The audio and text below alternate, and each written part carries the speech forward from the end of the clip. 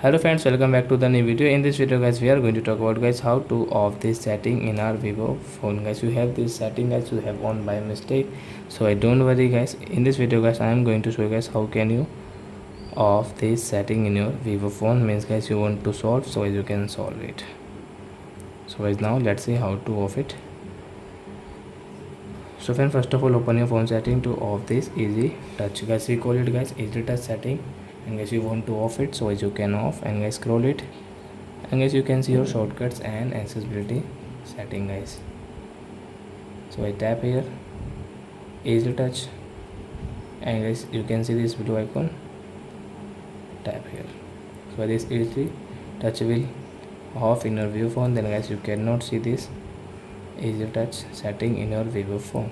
So I hope friends you have understood how to off easy touch in vivo phone. So that's it guys, thanks for watching. Now we will meet on next video with new topic.